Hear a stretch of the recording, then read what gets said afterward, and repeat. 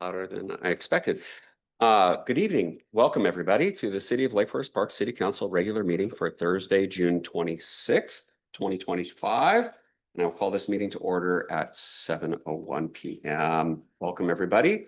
And with that, we're going to start with the Pledge of Allegiance, and Vice Chair Goldman has offered to support us here.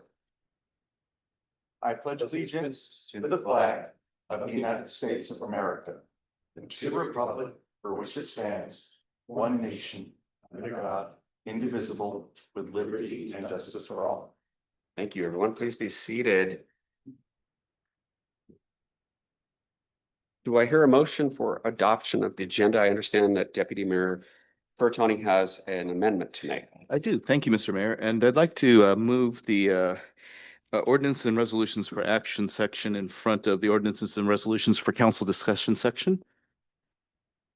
Colleagues, it's been moved to move the ordinances and resolution for action in front of the ordinances and resolution for council discussion. So swap 7 and 6. This is out of consideration for staff. I want to highlight too that once again, this body is always considerate of trying to make sure that staff can go home as soon as possible. So do I hear a second? Second. Thank you, Mr. Lebo. It's been moved and seconded. All those in favor signify by saying aye. Aye. Aye. Any nays? The ayes have it. Thank you, council. It passes unanimously. Appreciate that very much. And we're moving on to public comments. Let's start here with the verbiage that I need to read. The council will not be accepting online public comments. This portion of the agenda is set aside for the public to address the council on agenda items that or any other topic the council might have purview or control over. Moreover, the mayor or council may not respond to comments from the, however, the mayor or council may not respond to comments from the public. If the comments are of the nature the council does not have influence or control over, then the mayor or presiding officer may request the speaker to suspend their comments. The council may direct staff to follow up on items brought up by the public. Comments are limited to a 3-minute time limit. We thank you all for being willing to give us public comment. Okay, let's start with, let's see, Catherine Kerman and Lolly Smith on the Reads program. Welcome.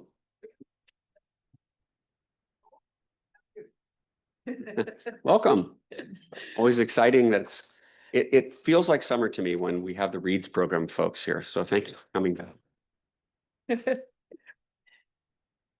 I don't need to turn anything on, right? No, you're Okay, on. I'm live. All right. Good evening, Mayor French and council members. My name is Catherine Kernan, 18448 47th Place North Fleet East, and I'm a Lake Forest Park resident for 52 years. And I'm Lolly Smith at 18418 47th Place Northeast, and I've been here 45 years. So anyway, this evening we're here as representative of the Reads Committee, which is a subcommittee of the Lake Forest Park Library Advisory Group, or Library Advisory Committee. This is the 20th year. We have chosen a book by the Pacific Northwest author for a community read. The committee reviews books from several Northwest Book Award lists and recommendations from third place books. Lots of readings and lots of discussions go on between December and May. This year's read selection is Exit Interview, and it's The Life and Death of My Ambitious Career by Christy Coulter. It's a memoir about a decade of working at Amazon in a variety of senior roles, ultimately leading the author to question her identity and purpose. It is written with humor and personal insight. The book is available at the library in ebook format, audiobook, hardback, and paperback. It's also available for sale at the Third Place Books. Christy Coulter, the author, will appear in person on the Third Place Common Stage Thursday, July 29th at 7 p.m. Hope to see some of you there. Of course, it is summer, so I need to pitch the library's Curious Creatures reading programs, which are running June 7th through August 31st for ages newborn to 17.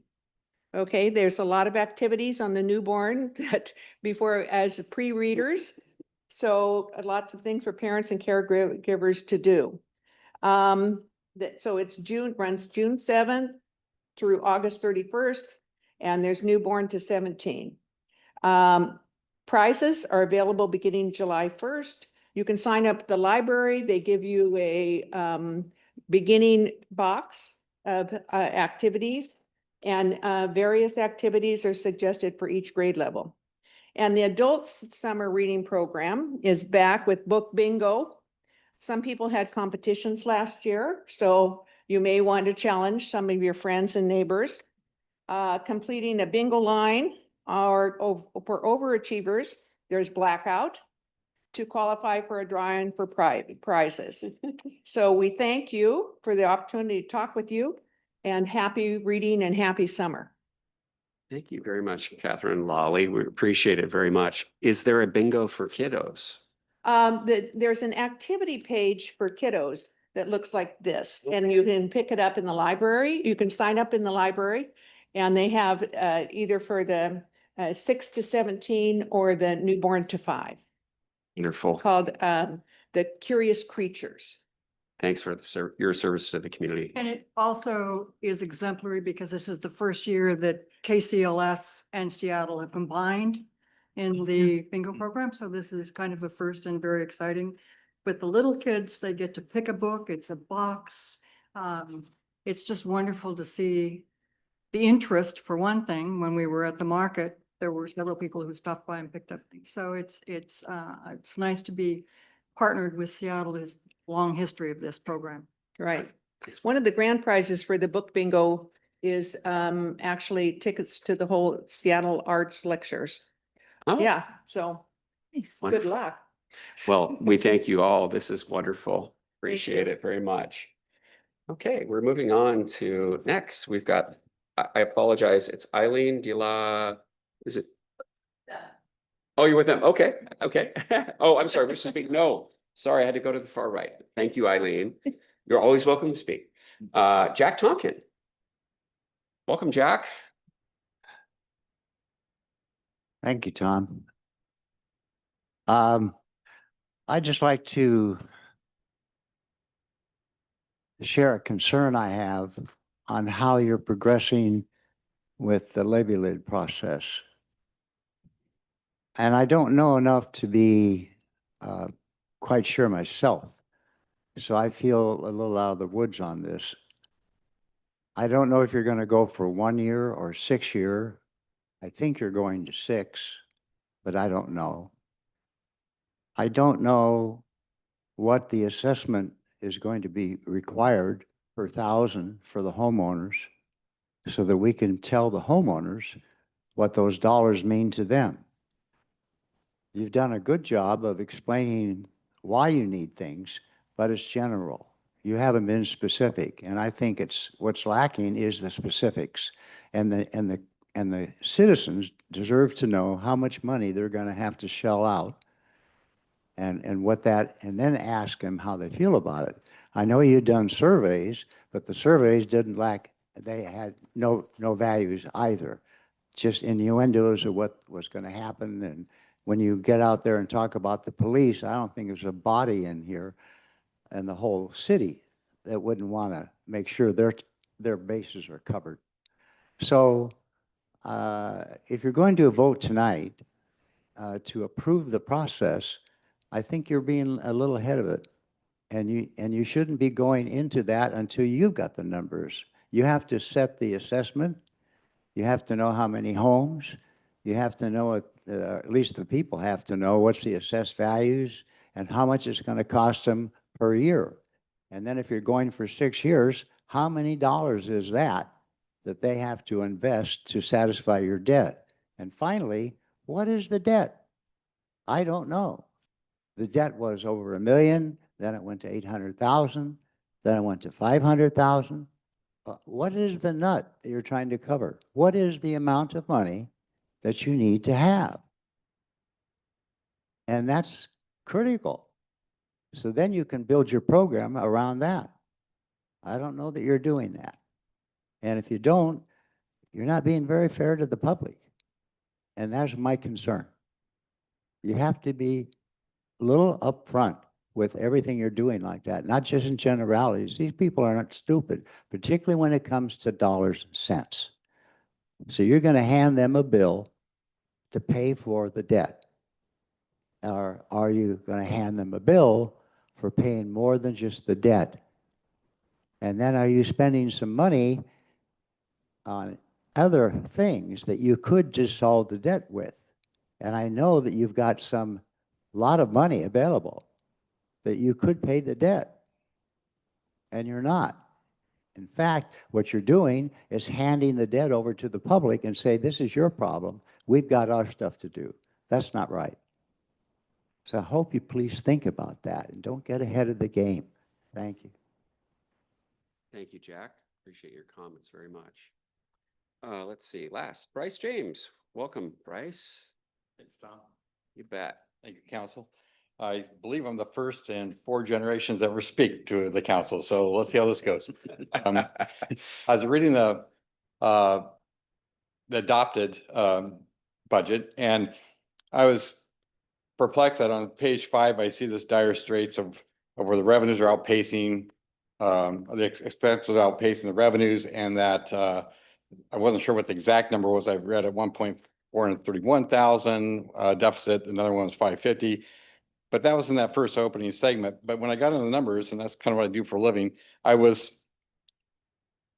clear on what the true message was. I see where we're having a 1% increase in property tax, and there's that whole issue. That brings about 34,000. And that this new utility tax also kicks in. That's about $130,000, $830 per household a year. And half goes to the new climate project coordinator. But when I got to pages, the numbers, pages 12, 27 to name a few, we're showing revenues of 65.5 million, expenses of almost 64.3, and thus an increase in cash of 1.2 million. And then I went down the balance sheet and I see the general fund balance of 18 composite funds begins 2025 with 28.3 million and ends 26 with 29.4, so an increase of 1.1 million. So the income statement, I didn't see I see that growing. I see the balance sheet growing.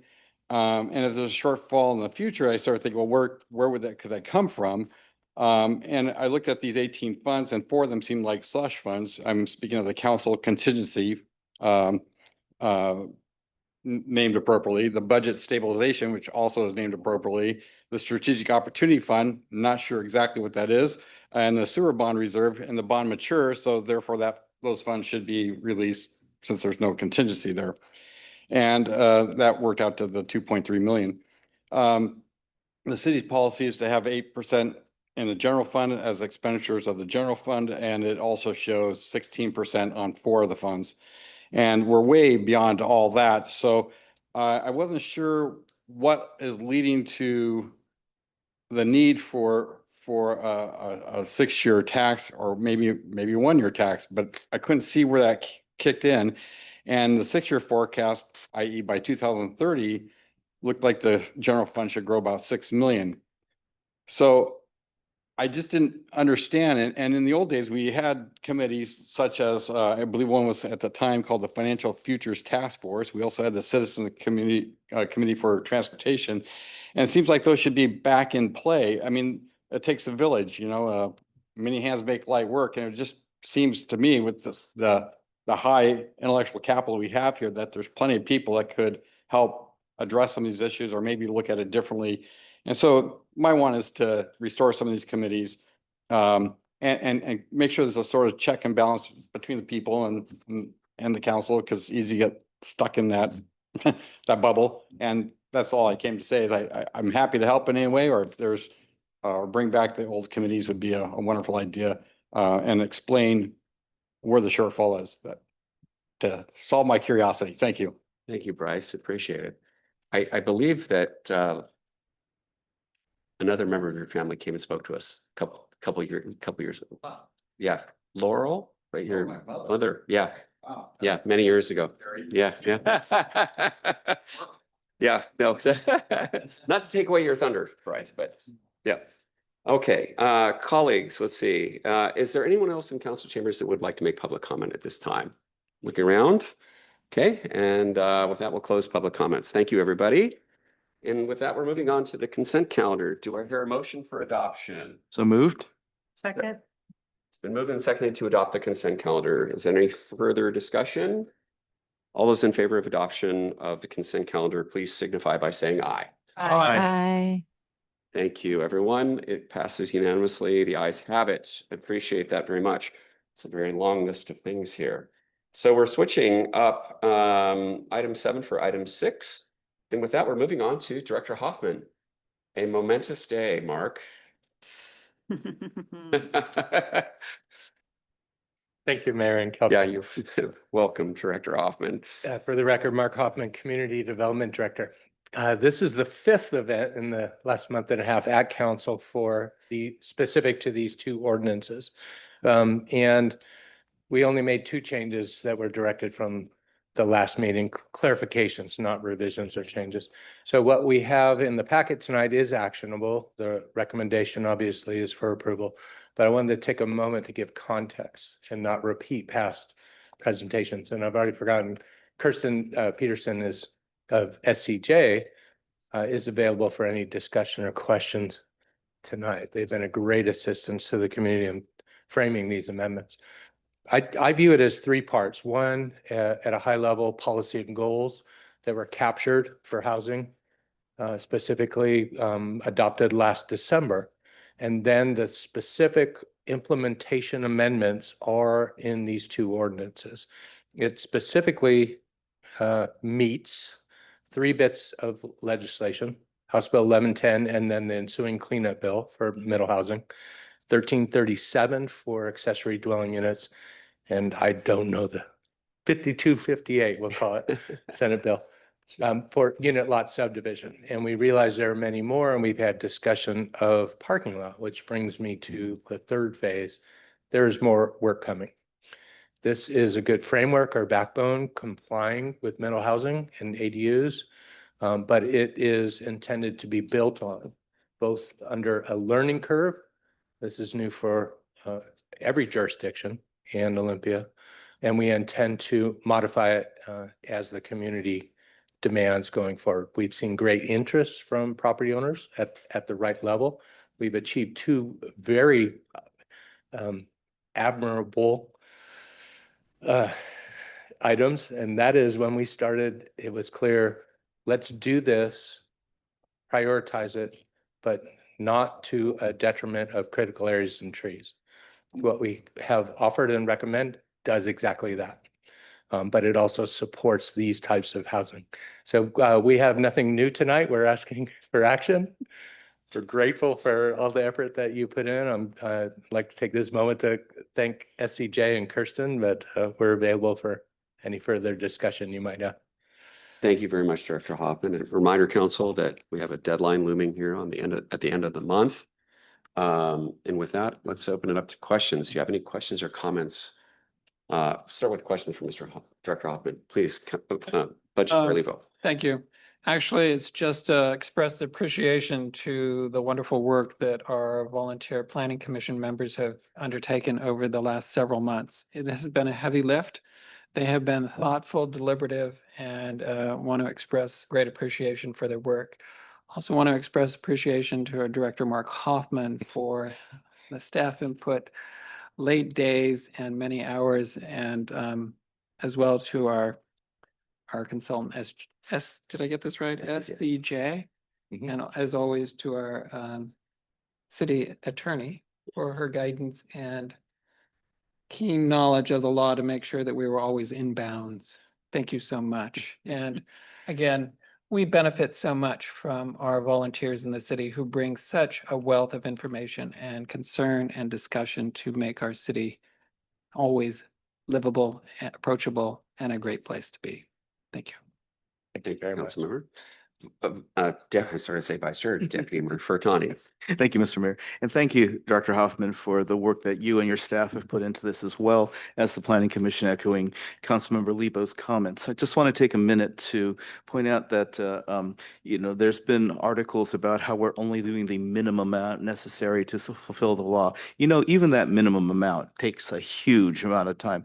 And whether you're a city of 13,000 people, as we are, or a city of 50,000 or 90,000 or 800,000, it's the same lift. We just have fewer people to do it. I'm glad you acknowledged the parking lot. We do have more work to do, and we, as a council, are going to be addressing these in future sessions. But at the moment, this was just an amazing piece of work you all did, and you should be proud of it. Thank you. Vice Chair Fur- And if I could tack on to that before you move on, Please. it was a very good suggestion that if I could go back to the very beginning, I would not use the minimum mandate or any words like that, but the base guidance is captured it a little bit better. So I reprogramming my mind, and I hope to use that term instead as we go forward. Thank you.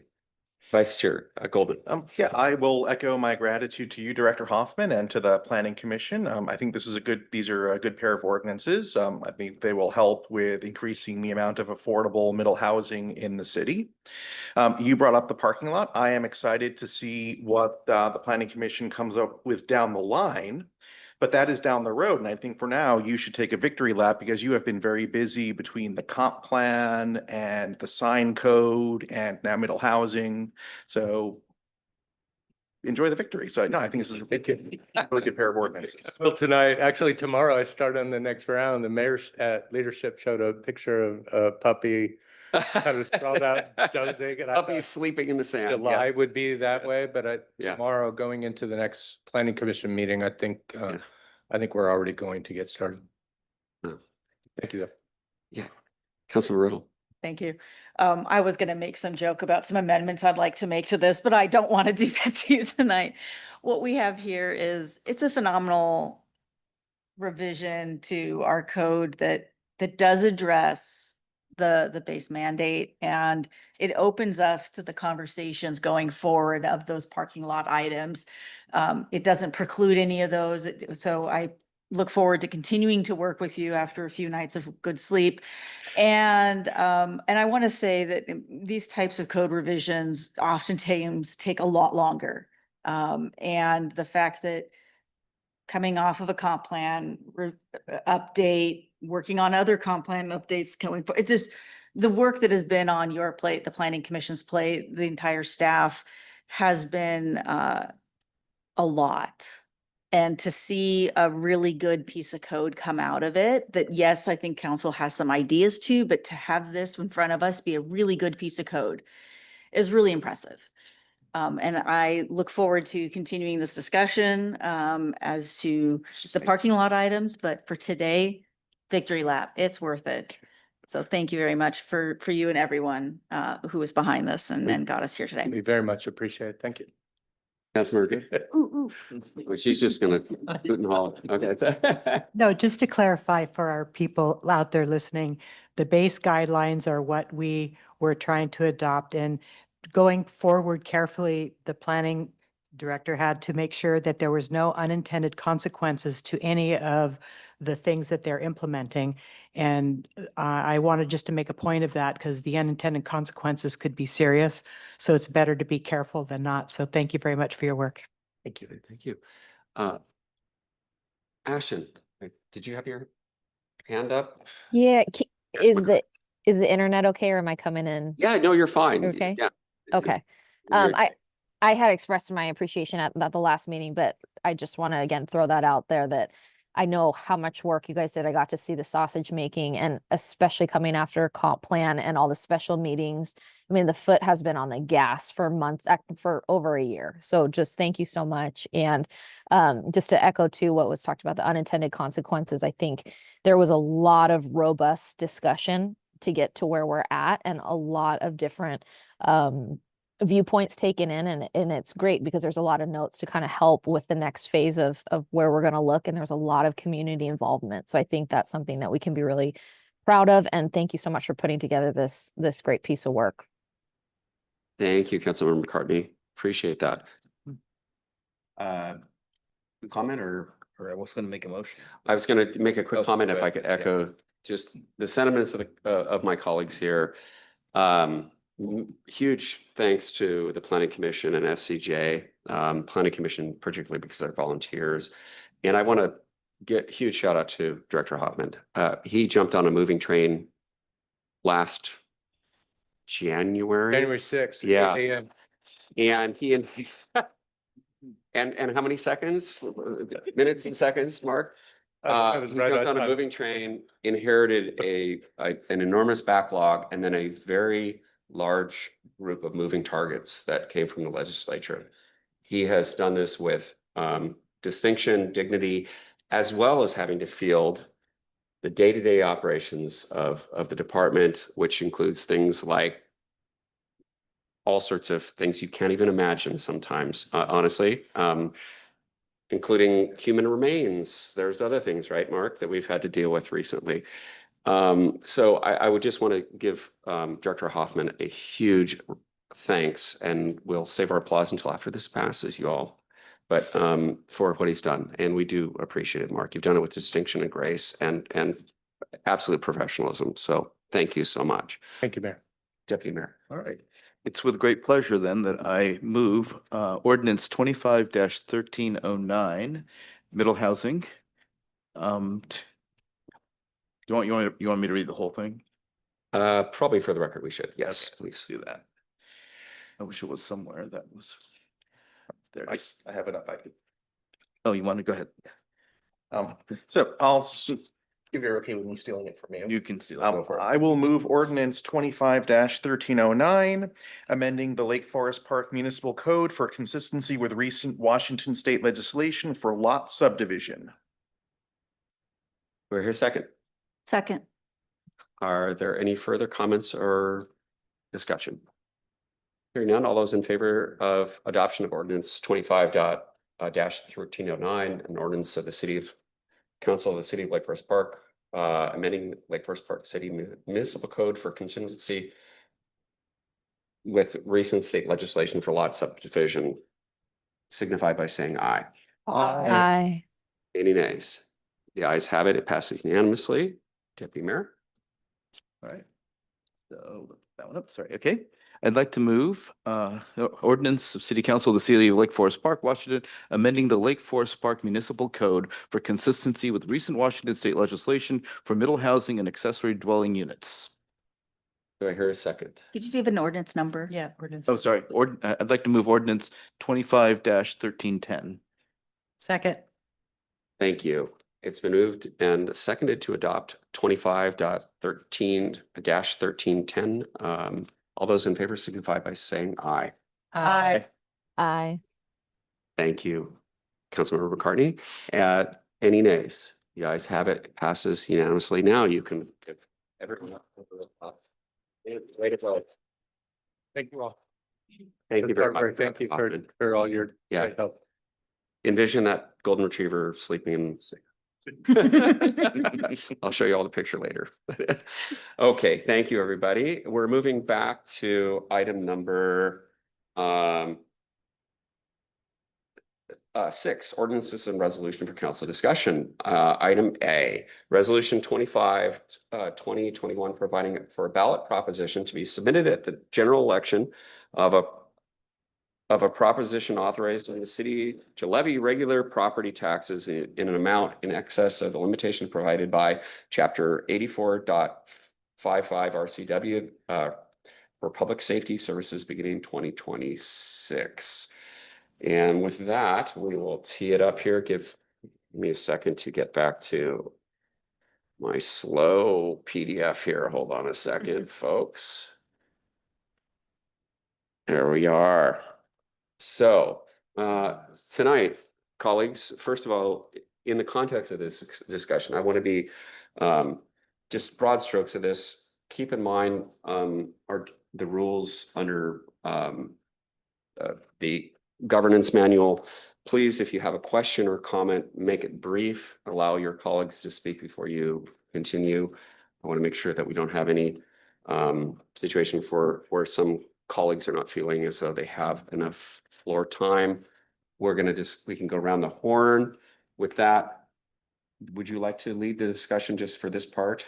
Okay. And then go That'll be go fine. from there. Okay. And the intent, reminder, the intent tonight is to not make a decision specifically about, this is a head nod situation. You've had these discussions over a period of many, many months, discussions. This will be coming back to council on July 10th for consideration at that time. And with recognition that there are deadlines that are required under the state's, should say under the county rules and regulations regarding levy considerations and placing things on the ballot with the county assessor's office. So county elections office, excuse me. Right. Deputy Mayor Furtone. Thank you, Mr. Mayor. And at this point, remember, this is to fill in the blanks essentially in the proposed the draft resolution. So I will open the floor to comments now. Does anybody have any comments they want to make? Councilmember Good. I want it to be really clear about what is the amount of money that we are looking for? What is the net? Do we have that amount? Yes, we do. So I'm going to ask, oh, sorry. It's a City Administrator Hill. Would you like me to put the spreadsheet on the screen? I was We going can to work ask from that. Clerk McLean to do the same thing, yes.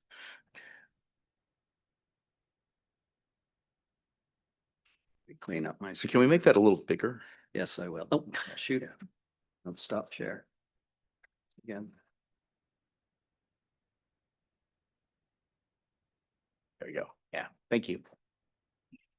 I'll walk you through this real quick, just so everybody knows what you're looking at. So the beginning of this spreadsheet started with Councilmember Lebo. Deputy Mayor Fioritani made some adjustments, and then Finance Director Vaughn worked on it to get it into this final form. So you see before you tonight, and this is based off of Councilmember Lebo's layout, is this top section here is the budget as adopted.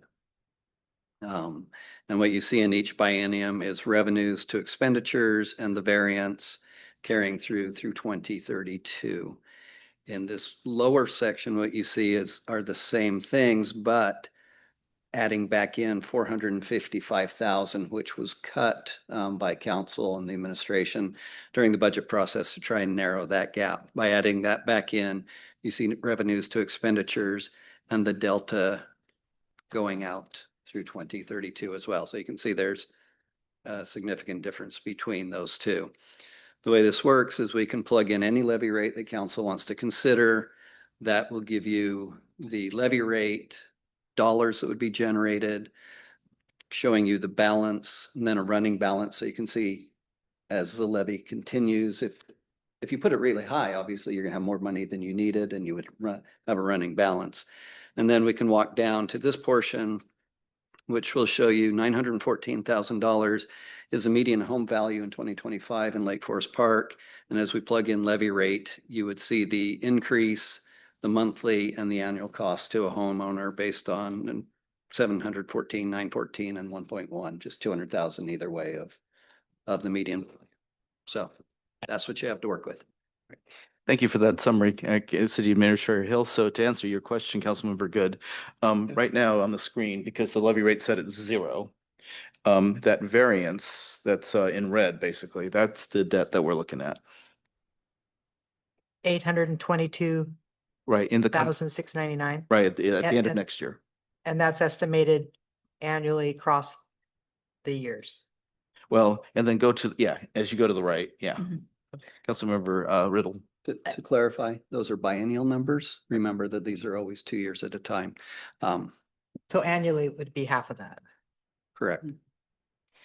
Yeah, and that's assuming no new expenditures are coming out and that we're just following our budgeted in the 6-year budget and then the estimated increase for 31, 32. So we're not adding any major programs in this calculation. Is Correct. that That correct? is correct. Oh, Council or Vice Chair Goldman. So I have a question for either Administrator Hill or Finance Director Vaughn. A comment was made by the public about how it appeared that some of our funds were growing substantially. I imagine that might relate to, for instance, the Traffic Safety Fund, which is coming from cameras. Is it correct that those funds are restricted by state law and they cannot be spent generally, that there are heavy restrictions on what the traffic camera revenue is allowed to be used on? You're absolutely correct. And if, from the Budget and Finance meeting that we just had the hour before this meeting, those funds are restricted by state law and they can only pay for public safety programs and the processing of those tickets. And so as you saw in the Budget and Finance meeting, we have allocated a percent of the police department's, police officers' time for the review of those tickets, same as with the courts. And then we've also added some positions in both the courts and the police department to manage that. Council also during the biennial budget process authorized the addition of a patrol officer that would be paid for by that. And then 2 new patrol vehicles, but all those costs are borne by that fund. The only other things or items that fund could pay for are traffic safety improvements. So if you needed additional dollars for a roundabout, or if you needed dollars to do chicanes, speed humps, safe walkways, those are traffic safety improvements can go towards that, but those dollars cannot flow into the general fund. Thank you. Mayor French, then Councilmember Riddle. Just quickly, because this question arose in an email from the public. It's arisen before the question of the retirement of the sewer bond. Administrator Hill, can you speak to that? Those funds are restricted. I'm sorry, Director Vaughn. I would be very happy to speak to that. So the sewer, if you actually go to your the original budget, there is a great chart there that talks about the major funds and the sub funds, just for a very quick visual aid.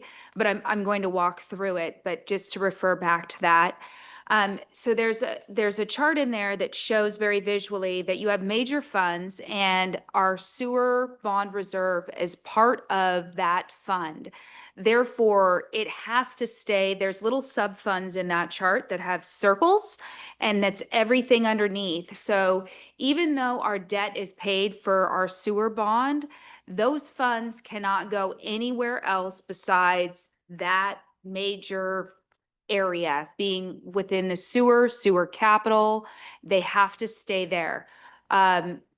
By law, you have a legal counsel that when you have revenue debt, you have to hold a fund, which is the sewer bond fund. Now that that debt has been paid for this year, those funds can now support another capital project. But it cannot go without outside of the funds, the sewer fund, period. Director Vaughn. And before Councilmember Riddle, let's go around the horn. So Councilmember Lebo or Councilmember McCartney, were you interested in making a comment at this point?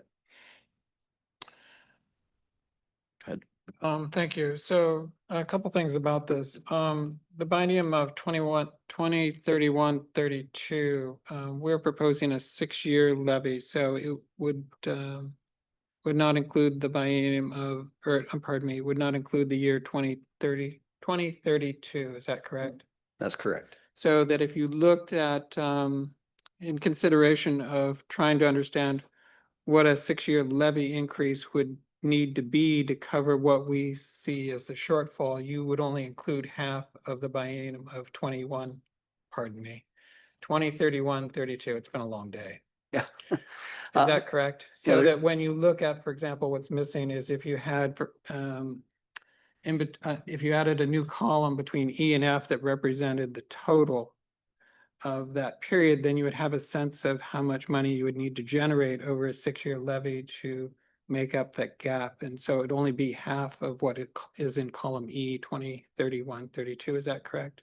Yes, so there's a couple ways to look at this because you adopt the budget as a biennial budget. And so Right. the reason for the running total is you can see that if you narrow the rate down so far to say break even, what you're looking at in 2031, 32 is you've committed those funds by adopting the budget. If the levies, say this levy passed and a renewal did not pass, you would have that deficit in 2032. And so is there any merit in having any additional funds to try and help you get 2032? Or do you drop off that cliff in 2032 and have to address it at that time? So But that would be a council decision. yes. Okay.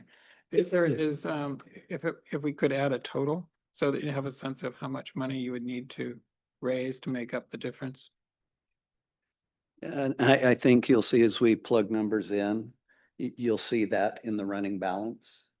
It carries through, so you get an idea of if you had a large balance in 29-30 and then it didn't pass in 31, you see that balance drops precipitously.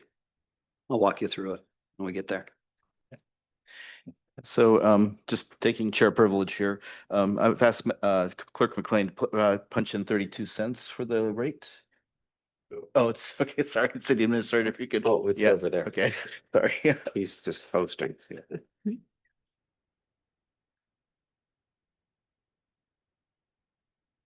Right.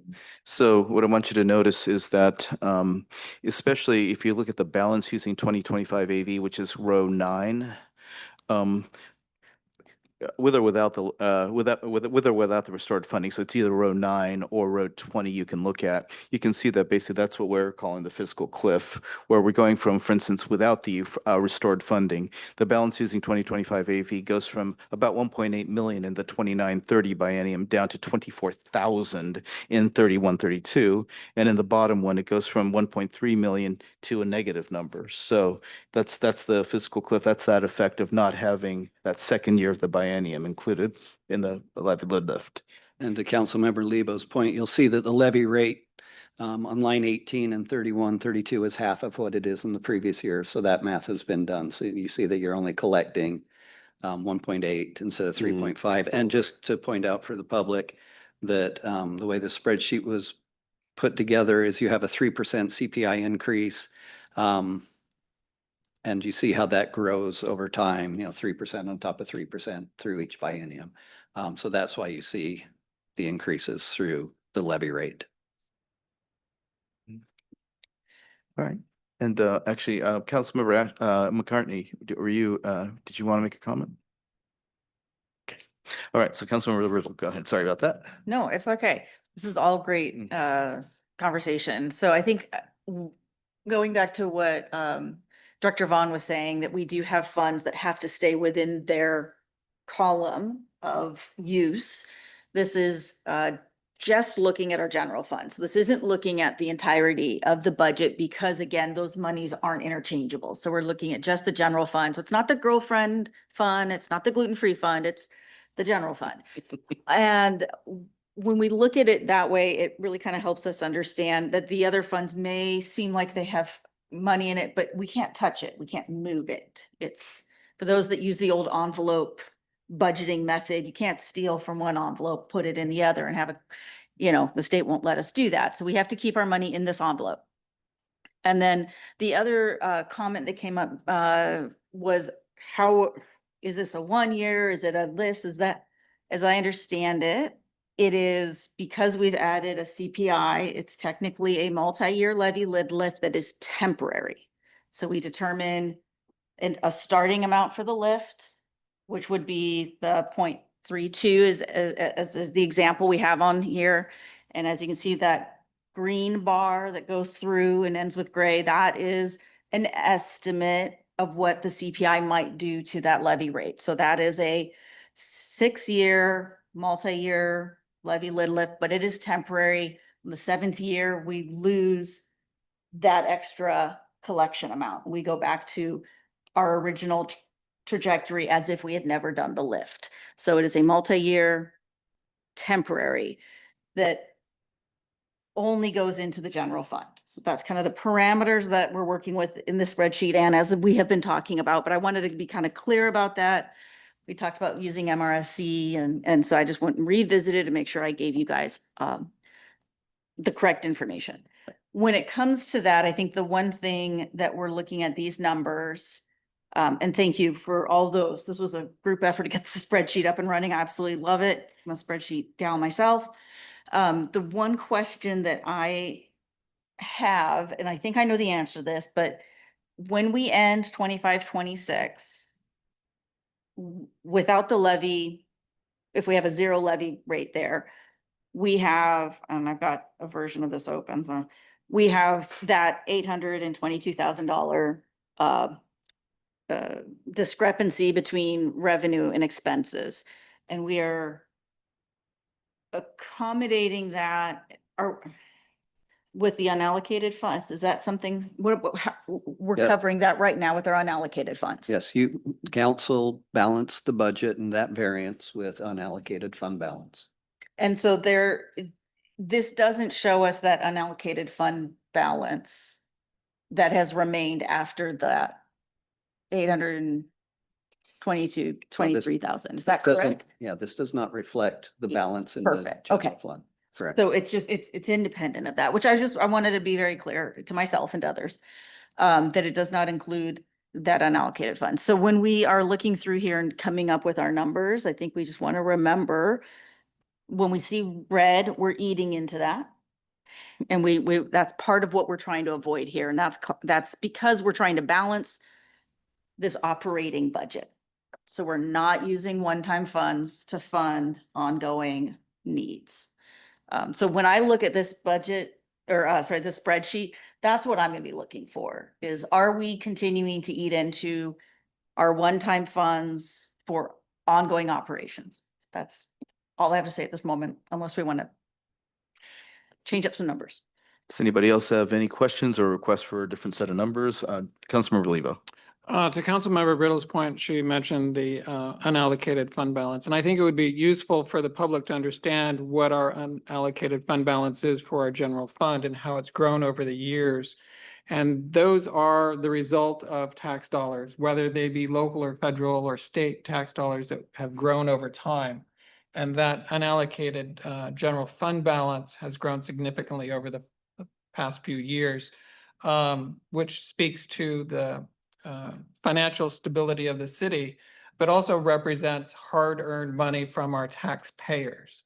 And that amount and that balance is greater than what we as a policy, the city needs to carry forward to have our rainy days. And so I think it's important that the public understand that that unallocated fund balance is a contingency. And as we had an earlier discussion in the Budget Finance Committee, there are expenses that do come up during the biennium that for which we may not have allocated budget for and tied to revenue, and that you may need to use some of your unallocated fund balance. But I think the balance has grown to the point that we need to be respectful to the taxpayers who have paid the money that we now have to say, before we go and ask for more money, we should use monies that we already have allocated, that we have not tied to expenditures, and be reasonable about how much money we actually have in our unallocated fund balance. In this concept here, you see that unallocated fund balance would grow over the levy. And so the question is, if the council wants to move forward with a levy lift, what is the appropriate number and how does that reflect on what is our unallocated fund balance? As I've said before, I think our unallocated fund balance has grown large enough that we should be respectful of the taxpayers to say that is hard-earned money that we should use that they've already paid to us, and not necessarily go out with a levy lift to have them pay more money that might otherwise grow that unallocated fund balance. We always need to maintain a level of confidence with our fund balance to pay for things that we may not anticipate, and with a changing economy may need to address. But I think it's grown too high that we need to be respectful of our taxpayers who've already paid into it. Thank you. Mayor French? Yeah, just to comment on a point, I think that one of the things we keep coming back to, we've talked about this at length, is a large portion of those unallocated fund balances come from ARPA and CARES funds. And those things are not recurring revenues. Those are not paid on a recurring revenue basis from our taxpayers right now. Those are one-time revenues that came in during difficult times. They were not allocated to specific things. If council and policymakers choose to move forward with some sort of independent expenditure for investment in a capital improvement project or purchase of land or something like that, it makes a whole lot of sense. But hanging our hat on one-time funds is a fool's errand. We cannot go there. The other thing, as I mentioned before, the question is your propensity for risk. We've been on the cliff before. I've seen it. Many of us who have been in this community for a long time have seen where we can get to be, where we're on the precipice of a real challenge. And we're in a place right now where, do we wait to the point where we're looking at the brink again? Or do we say our propensity for risk is such that we're going to say we're going to not get to that cliff, and we're going to ask the community to support the programs? Right now, we're surviving. We are not growing when it comes to the programs that we want to see moving forward. The growth that we see in our programs in this community are through grant funding. Grant funding has dried up soup and nuts across both the state and federal level for the next 4 years. So from my standpoint, whatever we do, at least we have to get beyond treading water and keeping our heads just barely our noses above water, and make sure that for whatever happens in this upcoming election, what happens in the future beyond any of our terms, when I'm gone, when any of us are not sitting here on this dais, we're setting up this community for success with enough funding where they're not feeling like they're constantly looking at their feet, looking to see what their hole is going to open up. And I, as the person who's been on the other side of the coin, when it's come to a lid lift in the past, I can tell you right now, this is a very different situation from where we were before. Right now, we're in a good position compared to our neighbors. Our neighbors are looking at, Edmonds is looking at a massive levy. They're in a very, very untenable situation. We never want to get to a situation where we have to sell off assets, which is where they have been and they're going to be. So that's what I would just say. Again, looking at the one-time revenues that have come in, those are things that we're very judicious and very responsible as a policymaking body about how those were expended. And the council very wisely chose to not backstop other than the holes that we had with some of those funds. So I think this is an important place for us to, important point for everyone to consider. Okay, so Councilmember Goldman, then Councilmember Good. So for Administrator Hill, if you could scroll down, please. So I just want to kind of put this in more human numbers. So with a levy rate of 0.32, if you could go down to the. Oh. Yeah. So for the median home, that would be approximately just under $300 a year. Just to kind of put a human perspective on what a 32-cent levy would look like. And then if you could change the levy rate to 24 cents, please. And what that does, the cell E21, that gets close to zero. So that is roughly the break-even point. I think it would be about 23.25 cents would be the rate that would keep the general fund at its current balance. So to kind of echo what Mayor French was saying, we already know there's going to be some increased costs. For instance, the state Supreme Court put out new rules just a few weeks ago about public defender caseloads. And that could potentially triple our public defender costs. That's not represented in the spreadsheet yet, in the budget yet, but we know that's coming down the road. Councilmember Good. These spreadsheets are great, but I would like to see it in a little bit more simplified manner. So the chart at the bottom here that shows the medium home values and what the monthly and annual payment would be are great, but I think that there should be a greater variety of amounts put in there, and it balanced against the $411,349.50 annually, so that you can see what amount will meet that. Right? Because that's what we're short, according to what you're saying, is that the biennial amount is $822,699. So if you cut that in half for annually, that's the $411,349.50.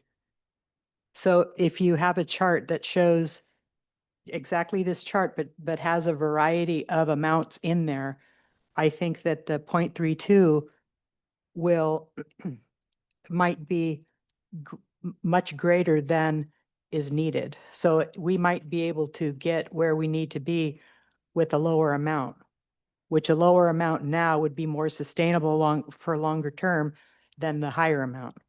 So that's what I'd like to see so that people can read it easier, because we have a lot of really good accounting types up here, but some of us aren't. But just to address your comment, one of the things that I want to point out is that because of the fact that the levy rate grows at 3, but the expenditures and revenue grow at 5.6, there's this differing amount every biennium. And so I know what you're trying to say, but you're just looking at the first year, and I want to say the second and third and fourth and fifth That- years are going to be different. That's And you why can it's- and you can no. kind of see basically how this is going to get to be a very complicated thing. So rather than simplify, I'm going to drown you with numbers, and I really didn't want to do that either. So you understand my dilemma, But we can do a 6-year chart. right? But at different amounts. So Yeah, we could do a 6-year there chart have with to be different 3 amounts. dimensions to our chart, which would be harder. So let me think on that. Okay. All right, Councilmember Riddle. If I may suggest, if we're to pursue something like that, just to use $100,000, and then people can then math it for their own homes, because that's a nice, easy number for them to be able to translate to whatever their assessed property amount is. But I do want to continue to reiterate the not using one-time funds for operating funds. And so I'm because we're expecting less one-time funds, as the mayor so eloquently described, I think there makes some sense to have that number just grow a little over these 6 years, especially because this is not permanent. Now, if it was permanent, I might feel a little different, but because we have these 6 years, and then we have to make sure that we're at a good place where we are meeting our operational needs, revenue, and expenditures in a good place there. And if for some reason we're not in a good place by then, we should have be able to show to the community like, hey, we told you what this would do. It did what we said. We did what we said. Promises made, promises kept. If we need to do a renewal, then we can bring that to them. But let's prove that we're doing the right thing. Let's prove that we are not being overly reliant on these state and federal one-time funds. Grants are great. Oftentimes grants are for construction, but they don't cover our project management. They don't cover all these other operational pieces that go into supporting whatever it is that the grant is providing for us. So having the ability to support us operationally, I think, is the most important thing for me right now. Again, if we try to keep it kind of at a 0 level, we can't add any new programs that our community is asking for. Which isn't to say that we know what those programs are now, but in 4, 5, 6 years, there may be something the community is demanding. We want to be able to approach the ability to do that, right? Right now, we are struggling with staffing levels because the ask on the staff is very high. And we're not able to bring in any support to take some of and even out the workload. I want to make sure that we're able to keep our staff, that we're able to retain them as happy, productive staff here so that we're not constantly turning people over and the added costs of having to search, hire, onboard, train a new person. All of those costs can be mitigated if we can keep good people here. People who enjoy being here, but we don't want them to leave because they are overburdened and overworked. Those costs aren't like something I can put a line item in here for, but we know that it exists. We know that we have to meet those needs over the next 6 years to continue to provide the current services, respond to the community requests for additional services if that may come.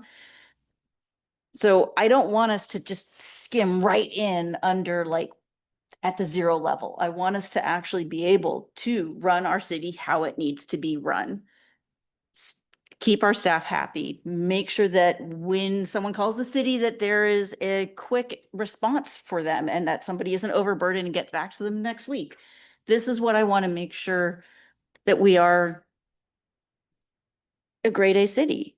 It's what our community deserves. It's what they expect.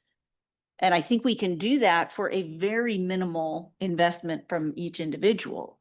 I think with the recognition that all of those values that are shown there by home value excludes those that do have like the senior discount, that will apply to this as well. So we are doing our best to not overburden those individuals as well.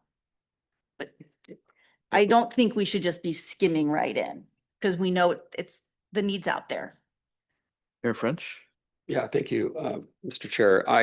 A couple of things. One, I want to reiterate, just we've talked about this ad nauseum, but for the edification of the people that are watching it now for the first time and the people that might watch it in the future, the unanticipated costs that we experienced last year and this year, those are foundational. And those are not, they're loosely tied to inflation, but they're part of the regional growth paradigm, if you will. And if we experience another year like that, at those kinds of foundational jumps in our expenditures that we have to, they're not optional. We're talking about jail costs, insurance costs. We participate in a massive insurance pool through this variety with a variety of cities. Jail costs. We have a lot of things that have come up that were unexpected. The dispatch costs, that was surprising, but we've been getting to be very candid, a really great deal for years from Bothell, and we thank them for that. So that I don't anticipate that jumping. It's going to continue to grow. There's no question about that. Things are not inexpensive to do here. Doing business in any form in the Puget Sound region is getting expensive. But if we have another jump in some of these foundational costs, jail services are going to continue to climb and they're going to outpace inflation. Insurance is going to continue to outpace inflation. We are having insurers pull out in housing and various things because of risk. So we can only anticipate that those things are going to happen. If we have another foundational jump, another step up to the tune of $800,000-900,000 over a period of budget cycle, it is going to be extremely challenging. And so I continue to say, when you budget for your household, the question of the envelopes, and you're saving money, we have some money in savings. There's no question about that. But again, we're not expanding programs. The programs have actually, some of the programs have been languishing. There have been calls for additional programs for various things, financial futures. We do not have the staff capacity for that. We literally do not, because we have Director Hoffman is doing a variety of different things. He's jumping through carrying a tremendous weight. So are some of the other members of the staff. And this all goes to say, if we want to have these programs, if we want to have the status quo, then at the very least, we have to keep our noses above water. But if you want to go from, to quote a former council member, go from just surviving to thriving, we're going to have to be in a place where we have a little bit of cushion, where we feel like we can do what we need to do and feel like we're not going to fall off a cliff in 2 years. And I said this before, this is not a question of do this or face the consequences. This is not going to be a situation where we wait and see, folks. If, for example, you propose a number and the levy fails, we're going to be having this conversation immediately after that to decide what priorities we have. We're going to be looking at the very, very difficult conversation. If the council chooses not to go forward with a levy to keep our heads above water, we're going to be having this conversation next month. Councilmember Good? I think the biggest unknown that's facing us is the public defender cost, which is an actual real thing that we're faced with. It is something that might come down on us and we'll have to do it. And there's no funding that they're going to give to us. But with that said, I still go back to, with this example, the impact on the homeowner. I'd still like to see what would this generate annually at this amount? What does it generate annually so that people can see the actual number? I really want to see actual numbers. I think people want to see actual numbers. this is great that we show monthly costs and annual costs. But I'd like to see annual totals to see how does it eat away at that amount and what is the delta we have left over that we might have to use that for the public defender because that's going to be very expensive. And I'd just like to see it. To, okay, City Administrator Hill. I think that may be on here and maybe I didn't point it out. I mean, so- in a simpler way. I don't, this is great for people that read numbers, but I like the little chart on the bottom, impact to homeowner. And I'd like to see that carried out. How much is that annually? And how much does that eat away at the debt? And if that has to be repeated 6 times for the 6 years, Okay, I'm following you. or even if it is where you can fill it in yourself, where it'll total. Councilmember Lebo? So one of the things that we know, we talk about annually, this is a 6-year levy. So one of the things that the taxpayers are going to encounter is it's not 24 cents on 1,000. It's $219 for a median home annually at 24 cents per 1,000, which is $1,300 over the life of the levy. So they're in it for $1,300. And that's money to people that may have tax fatigue. And I think in general, property taxes are very unpopular. The state of Washington voters put limitations on how much property tax could increase in 2001. They're generally very unpopular. So to run a large unallocated fund balance, I think may be something that will be difficult for our taxpayers. We don't want to overreach. I think our citizens in general want government to run efficiently and lean. And that taxpayers will have a perception that if I give you money that you don't need today or has not been allocated, government will find a way to spend it with or without the programs that the taxpayers may want. The taxpayers over the last 25 years in Lake Forest Park have turned down 2 property tax levies. So the other thing is that if this levy fails in November, we don't have to change our budget for 2026. We've already budgeted 2026. The discussion is really about what happens in 27, 28. So I don't want the citizens to think that if this doesn't pass in 2025, that somehow we're going to fall off a cliff in 2026. We're not. We're not going to fall off a cliff in 27, 28. We are going to, if we don't have a levy increase, we would then have to look at our expenditures and look at our unfunded, unallocated fund balance, which I think taxpayers might say that's not such a bad thing. Have money, spend it. Don't ask for more money. Okay. Councilmember Riddle? So when I think of my risk tolerance, I have a savings account. I have like a 401k, right? I have unallocated funds. I have my savings account. But if I need that to pay my mortgage every month, it's not going to be a savings account for very long. And then I'm going to have my car have a repair need. And now my savings account is empty. My personal risk tolerance is that I need that buffer, those sort of urgent needs. And then I've got my 401k because I want to retire someday. Let's just be honest. I love you guys, but I just don't want to do this, forever. I certainly don't want to run out of my savings account and have to pull down funds out of my 401k. When we budget, it's not about making sure we hit that beautiful 0 every single time, because life doesn't work that way. Doesn't work that way in my household, doesn't work that way at my job, doesn't work that way at the city. Do I need $6 million in my personal savings? Boy, if I could have that, that'd be great. But do I need that? No. I'd probably be doing a remodel on my home, buying a bigger house, buying a smaller house, who knows? But we don't have a flush of money. We don't have so much money in there that it's irresponsible. And I do believe spending it down to where that risk tolerance makes me real nervous is also irresponsible. Feel like when we look at this number that we're showing right now at 24.24 levy rate, so that's 24 cents for every $100 of your, $1,000. well, Oh. yeah.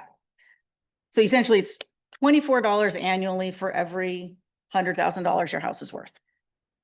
Right? $24 annually for every 100,000. So looking at that gives us at the end of 31, 32, where we only have the levy for half that biennium. That biennial budget is short $1 million. Sure, we can pull in those unallocated funds and kind of, buffer it, and we can have ourselves at 272,000, essentially zero when it comes to municipal budgeting. I wouldn't do that in my home.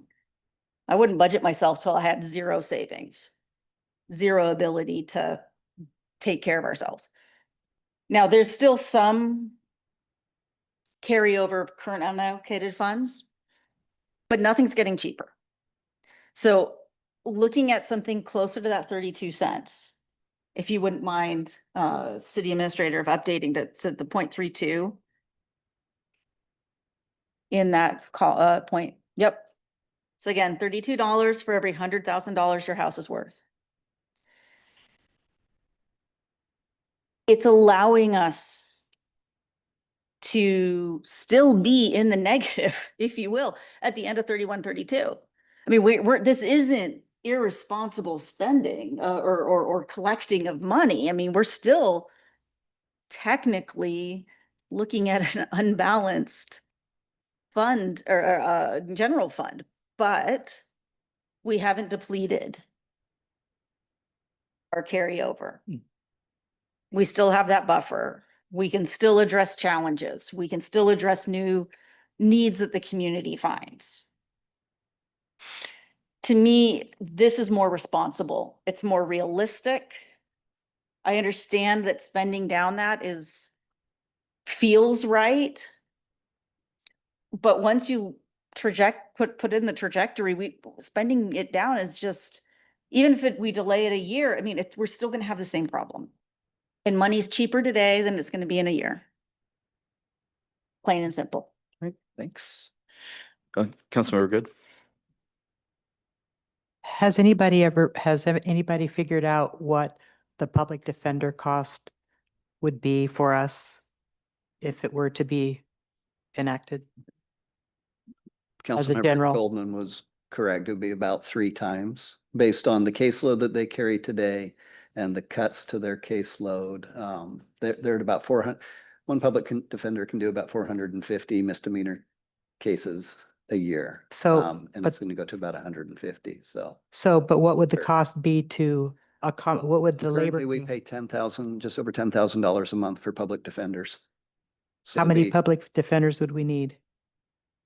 3 times what we have today. So 3 times So it'd be $30,000 a month. $30,000. These are rough. These are Rough, only right. guesses because I haven't heard from our public defenders yet on what they're anticipating their cost increase would be. And there's a lot of factors of how many attorneys they hire and how they spread among the various cities they represent. But it is a 3-fold potential increase because they're cutting the workload to 1/3. So about $250,000 a year. 360. Well, 32. more, right? Yeah. Yes. Yes, Oh, additional. Yeah, additional. Additional on top of what we have now. And which would also be applicable to this levy because it's public. Correct. That is That would be general under fund this dollars. cost, yes. Yeah, okay. Mayor French? Yeah, thank you. Just a couple of comments. I mean, at the 32 cents level, we're looking at, having a little additional balance in there, when we're talking about 32 million, excuse me, in general fund expenditures going out to 31 and 32. For my, for my money, if you want to be blunt about it, you think about roughly $3 million versus 30 million as a bit of a consideration here, and the question of the unallocated fund balances. Yes, to Councilmember Lebo's point, we are not going to fall off a cliff during this budget, but we're going down a path of it is very prudent for us to consider where we're going to go, and there's no question that earlier gives you more options, and that's what happened in the previous Proposition 1. The first Proposition 1 and the second Proposition 1, less so in the second. The first Proposition 1, it was expand programs, grow to a point where it was untenable. And then the city came to the citizens and said, trust us, we need to patch this hole. And that was not something, that was not a place where they had no place to go after that. And we had no place to go as citizens after that. It was, what do we do? And the reality is, early and often, considering what our options are is really important.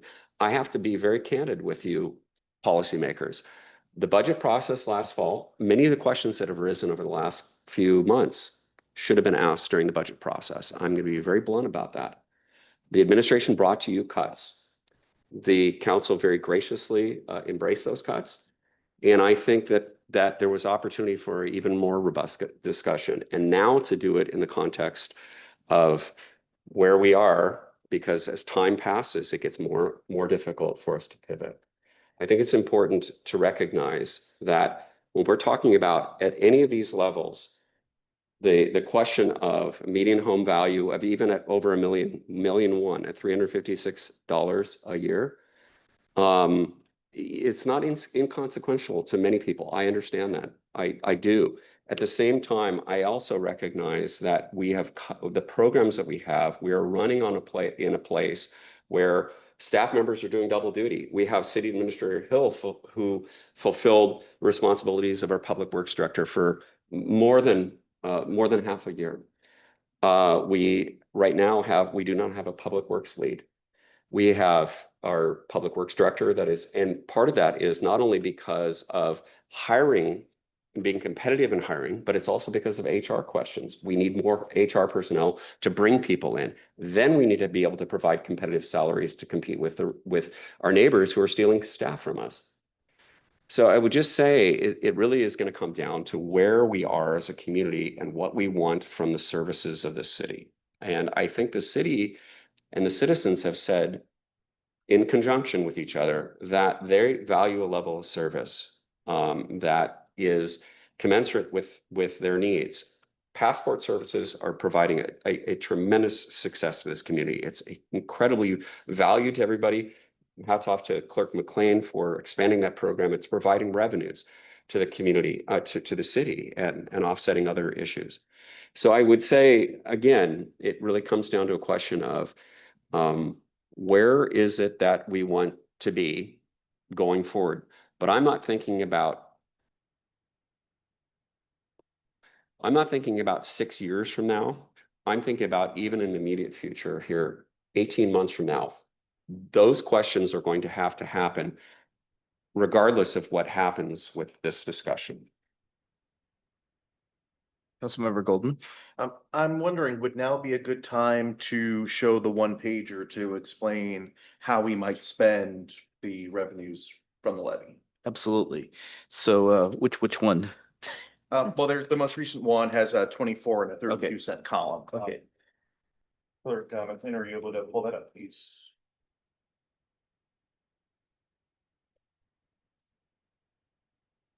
And so while he's pulling that up, this is meant to demonstrate where we might use the money. So the 32-cent levy would get us right around $1.6 million a year to start. The 24-cent levy would be right around $1.2 million per year. And so here's a list, and many thanks. I think Deputy Mayor Furutani had built this originally. But for instance, if you look at increases in jail and 911 dispatch, That's $500,000 per year in increase just for those two line items. And then add in the public defender, it only says 14,000 right now, but potentially that could go up by another $250,000 a year. So we have ample public safety items that we could spend the levy money on. And that is something the community ranked at the top. When we did the community survey last fall, public safety rose to the top of the list in terms of what they want. And these are critical services. I would not call any of these bells and whistles. Being able to call 911 in an emergency, that is a core city service. And so these are all responsible things that we as a city need to provide. I'll stop there. Great, thank you. Councilmember Good. Okay, so this is a good start. If we add the 250,000 onto the amount needed, which is the 422,000, we're still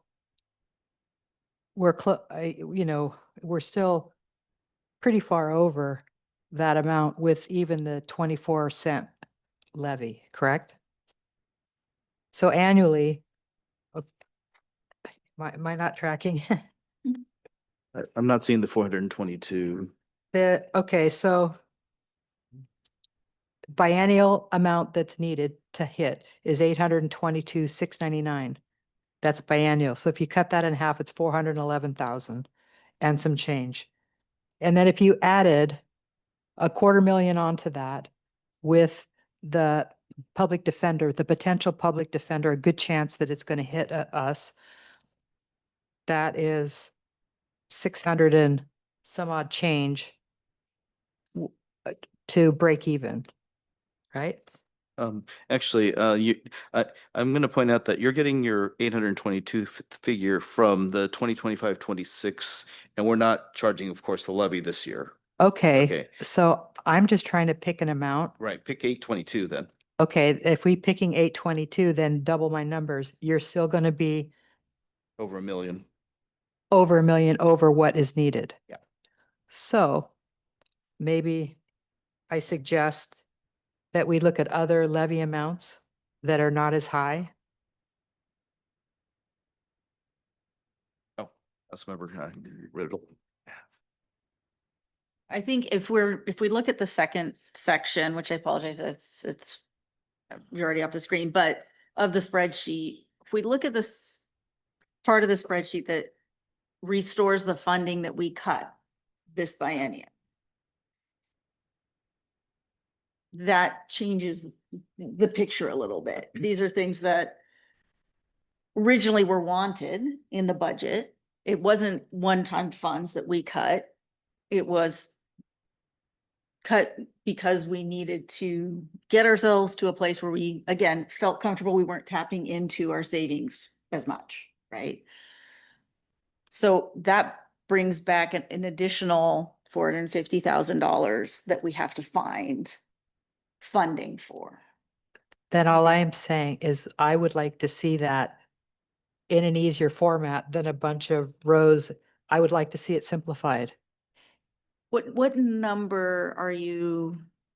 Whether What you- number are you hoping to look for so that we can put this together? No, I'm looking for, you have so you want to say in a biennial amount, you have a biennial need and you have and you have the amount that you want in the levy. So I want to see those compared. Just simply. To further the discussion here, I'm wondering if you would, Councilmember Good, you wouldn't mind doing a mock-up, a template of what you want to see. You don't have to put any numbers in there, but just so I know what you want. Okay, I Yeah, could do that. because it's really hard to picture what you want in my mind. So I'm really basic. that's okay. If we all got comfort levels here, I'm going to try to accommodate them. But yeah, I because I'm not seeing the picture that's in your head, it's making it harder for me to figure out what you want. Yeah. Yeah, Councilmember Goldman. And also, looking at the spreadsheet, what I would point out is that for this current budget cycle, it's about 800,000, so roughly 400,000 per year.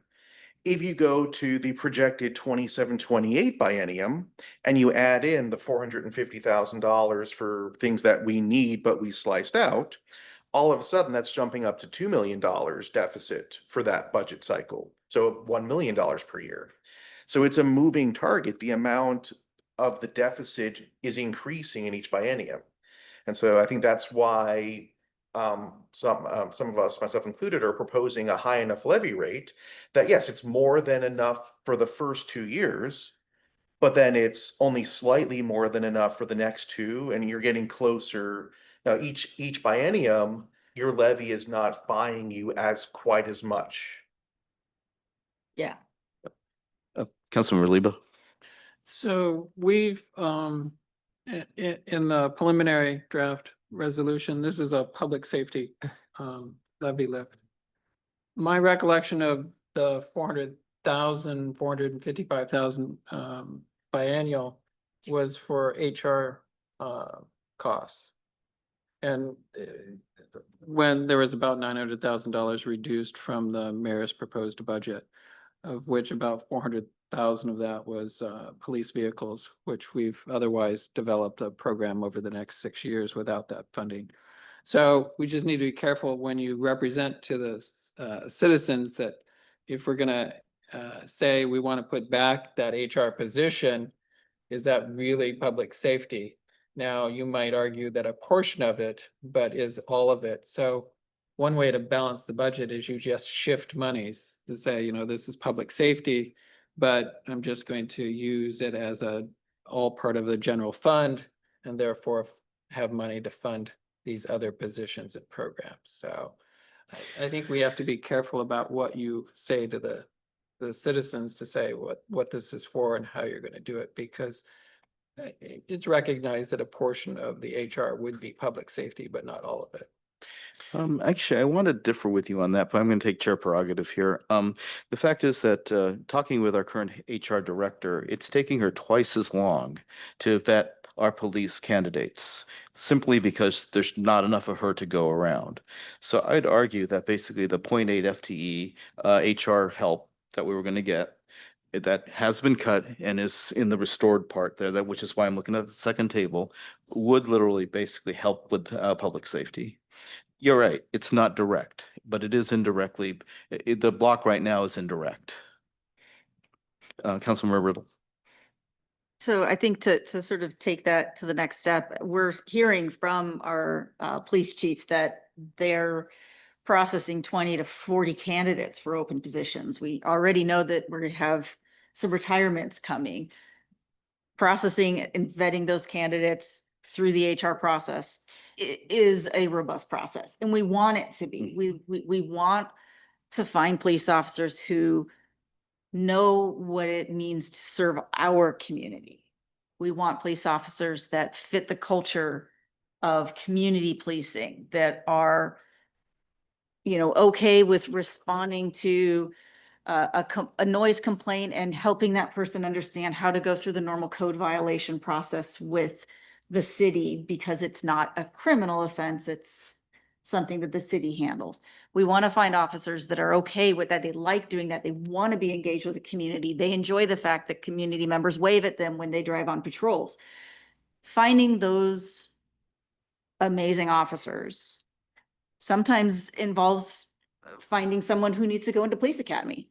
Sometimes it's a great lateral, but it doesn't happen on its own. There's a lot of effort that goes into that. And I know I want to make sure that we are vetting people properly, and that takes time. It takes time through the HR, it takes time through the civil commission, through the police department as well. I just don't want to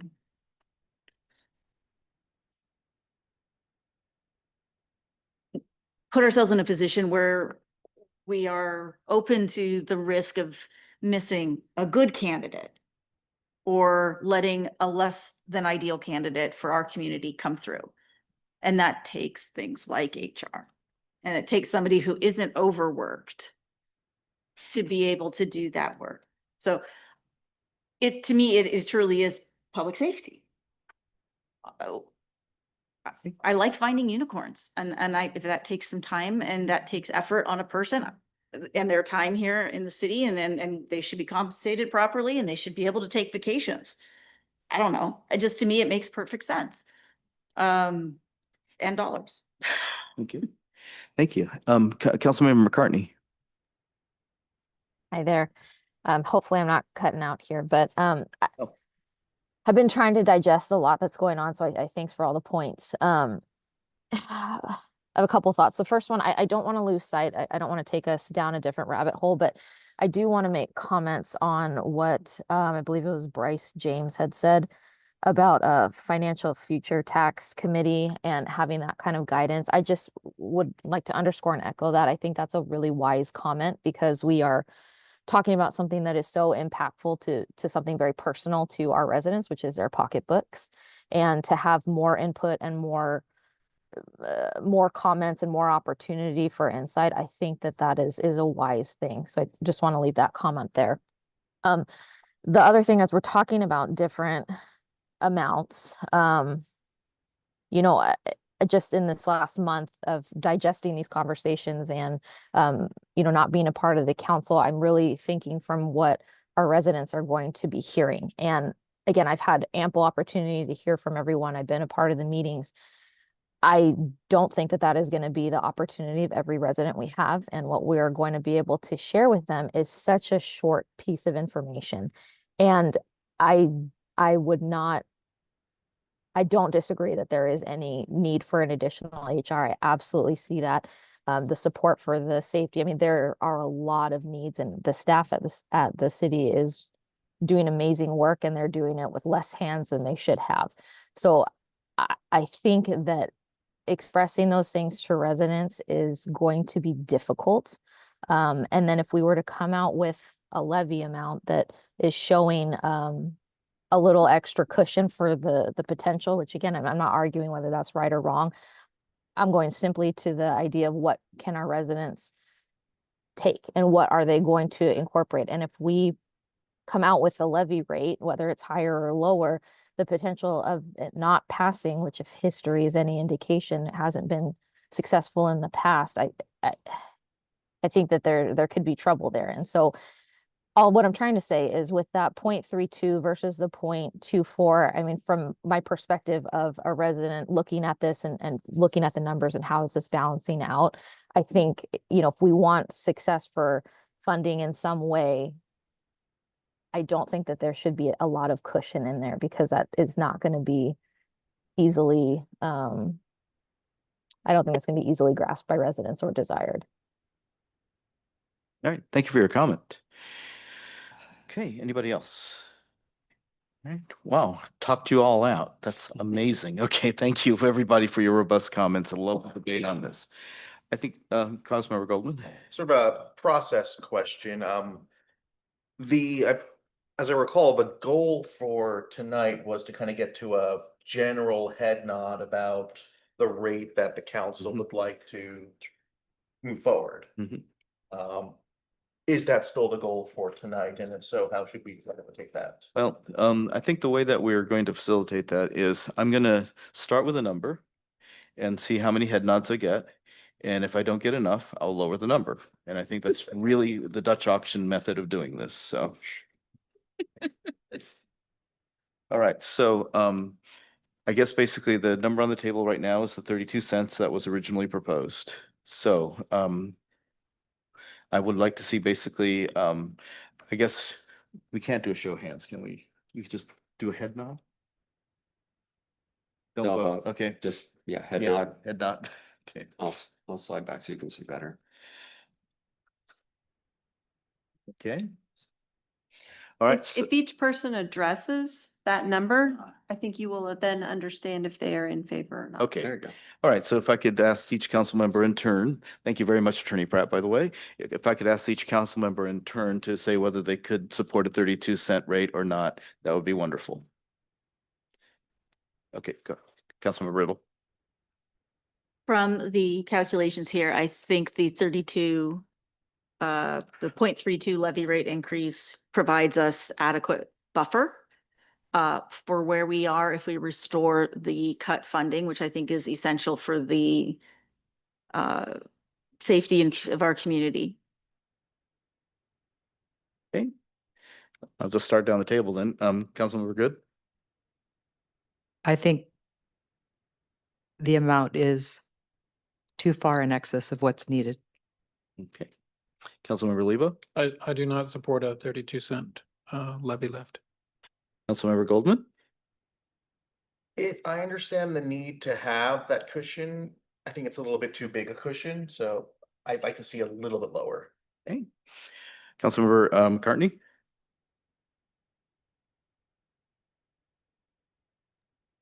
She's frozen. Oh,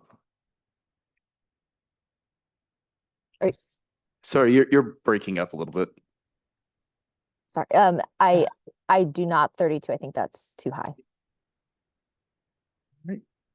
And for the record, I do. So, but we don't have a majority, so we're going to move on. All right. So, let's drop it to 30 cents.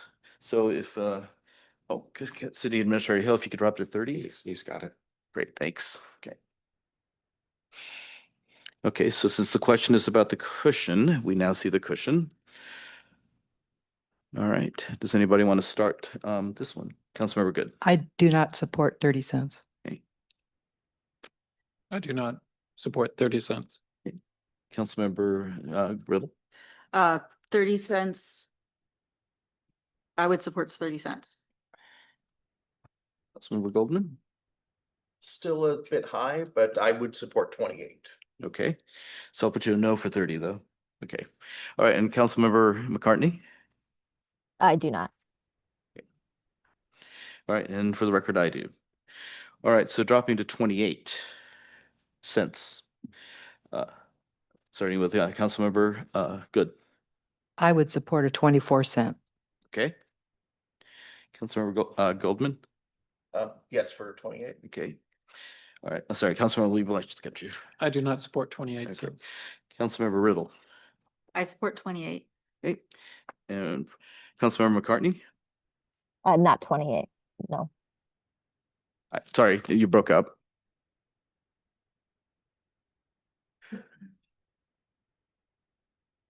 Oh, okay, great. And for the record, I support the 28. All right, so if we could, City Administrator Hill, if you could drop it to 24 cents. It's a tie. What's it tie? Councilmember Saunders isn't here tonight. Oh, right, sorry, okay. All right, before we do that then, all right, so we've got 3 head nods, so Mayor, I think it might be up to you. You're not voting, and so there's no tiebreaker. No, there's no tiebreaker, okay. So I guess the question is, do we move forward with the 3-3 tie, which doesn't seem like the best strategy? Councilmember's What- thoughts? Mm-hmm. Were you able to get any thoughts from Councilmember Saunders? No, I did not get any messages from her.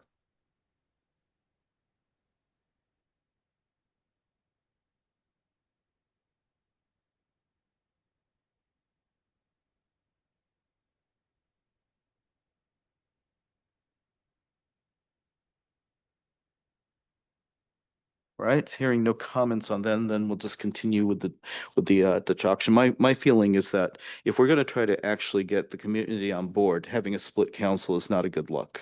So I'm going to basically say, let's go for the 24 cent because I heard more support at that level. So starting again, Councilmember Good, I'm in support of that. and Councilmember Lebo. I am not in support of 24 cents. Okay, Councilmember Riddle. I do not believe having a $272,000 buffer is sufficient. I would support 24 cents. I think it is woefully under providing for our community by the end of the 2032 budget cycle. Councilmember Goldman. I would support 24. Okay, Councilmember McCartney. I would support 24. And I echo Councilmember Riddle's comments that this is not sufficient, but at this point, I'm going to take what I can get. So I think we've got basically, let's see, looks like 6 in favor. Well, I shouldn't say it that way, right? I have majority council support on this one. There we go. All right, so does the staff have enough information to move forward? Administrator Hill, Yeah, for sorry, the yeah. crafting of resolution, I would recommend in the absence of Councilmember Saunders that there be a couple versions drafted for next week or for the 10th. For the 10th. Yeah, Okay, we can do 24, but we'll give you 3 options. Okay, I didn't hear any support for real support above 28, so we'll give Right. you 24, That's 26, good. 28 and for the 10th. sounds good. Thank you very much. Appreciate the extra work you're putting in. All right, turning it back over to you. Thank you very much, Deputy Mayor. I appreciate that. Great discussion, everybody. Sincerely appreciate your thoughtful comments. Let's see. Is there any other business right now? No? Okay, let's go really quickly. Council committee reports, not council member reports at this time. Council committees, we just had budget and finance. I think we have to have an update on that. Council member reports. Colleagues? Going around the horn, yes. Deputy Mayor. In light of the heavy discussion we just had, I have something lighter to share, which was our community partners, Charlotte Arts and Third Place Books, or Third Place Commons, I should say, and the Climate Action Book Club, all basically met and dedicated our new mural that's in the Third Place Commons for Octavia Butler. And it was really well attended, 65, it was right during our meeting on Monday, but nevertheless, 65 community members turned out, and there was a great panel discussion from a couple of people with Clarion West who were very impressed with the whole setup. I also just attended at 4 o'clock today, a meeting of trying to get the name here, the Intercounty Climate Partnership. It's an informal group that comprises cities from Snohomish and King. It was convened by a group in Edmonds who wants to get a climate action plan for Edmonds together. And it was attended by 3 climate action managers, one from Bellingham, one from Bainbridge Island, one from Issaquah, and the last from Tumwater. And interestingly, a couple of the cities are doing the same methods we're trying to apply, which is using our solid waste utility tax to fund the climate action manager. And the big takeaway I took from that is that their time is spent grant writing, and they realize what the job entails, and that the cities themselves don't have enough funds to basically do anything useful climate-wise, so they go out and seek grants from the Climate Commitment Act, grants from the federal government. Anyway, the point is basically that they're skilled in grant writing. One of the things that I also found out was, interestingly, getting basically what's it called? Yes, there's if you could have even on-call grant writers, it turns what could be an RFP process into a 4-day process. And I love that, right? Which really shortens the time on that. So I really think that regardless of what we do in terms of our climate management, we should really be looking into something like that. Okay. That's it. Thank you, Deputy Mayor. Colleagues, any other council member? Yes, Councilmember Goldman. Yes, last week, RACER, the Regional Crisis Response Agency, had our Principals Assembly meeting right in this room. It was a good update from Brooke, the director. We got to hear about some of their successes and challenges. We heard from their community advocacy member about how they're providing lived experience to help make RACER more effective. We heard from the CEO of Connections. That's the crisis center that opened up in Kirkland recently, and where they've been successful, and also some of the struggles they've had in terms of RACER and Connections. Really, the goal is for them to have more of a seamless integration. And so having a plan to develop that whole continuity of care, that there's someone to call, somewhere to go. There is always that sort of mental health assistance. So I think RACER continues to be a very good amenity for the 5 North Shore cities. All right, thank you, Vice Chair Goldman. Colleagues, any other council member reports? I'll be extremely brief. The washout culvert process is going to commence here in a couple weeks. Despite missives to the contrary, city has been working with residents and the neighboring businesses for a very, very long time regarding this project, even though we've had a bit of an absence of information from WashDOT. I think we're all back on the same page recently, so that's coming up. It's going to be night work. There'll be some daytime delays, but nighttime, be aware there's going to be some challenges going through there. And then the question of whether about our roundabout, that project is coming up next year, so there's no confusion there. That's going out to bid. Excellent walkthrough with city staff. 15 contractors are interested in bidding on the project, so that's good. It's going to be competitive. I think hopefully we'll get a good number and won't have to come back to you for additional funding on that.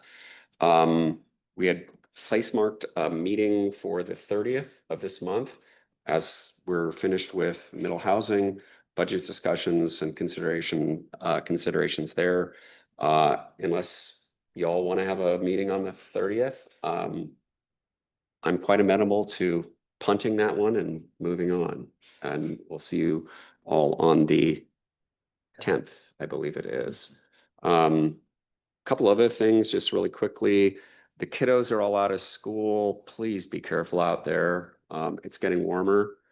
Our PD has done a fantastic job of helping out with end of school activities and monitoring schools and everything else. But we all need to be really cognizant of the fact there are lots of kids walking around on all the streets. There must have been a dozen tweens walking along here and riding their bikes as I came up to City Hall earlier today. So be very conscious of that. And Administrator Hill. Nothing exciting? Yeah. Councilmember Golden. If I could just add one more point of personal privilege, I want to express gratitude to both the community and the police department. Roughly 2 weeks ago, there was a very large protest. I think well over 1,000 people at Almost this 2,000. intersection. It was entirely peaceful, and the police were there to engage with the community in a friendly, very community-focused way. I think it highlights just that our police department is so community focused. That I saw Chief Harden, I saw Commander Zanella, there were a few other officers I saw at a distance, and they were walking through the crowd, saying hi to people. It just highlighted it was a very collaborative, friendly environment. So thank you to both the police and the community for a successful event. Thank you, Vice Chair Goldman. And on point, Safety Day is on July 12th this year. It's always fun. The kids really enjoy that. Councilmember Lebo. Thank you. I would like to move to excuse Councilmember Saunders. Thank you. And that, you know, it is difficult for her not to be here tonight, but I think it's relevant that she be excused. It's been moved. Do I hear a second? Second. It's been moved and seconded to excuse Councilmember Saunders. All those in favor signify by saying aye. Aye. Bye. Any nays? Nay. All right. Tradition It passes the ayes 5-1 nays, as is our long time honored tradition. Thank you, everybody. If there's nothing else for the good of the order, we are adjourned.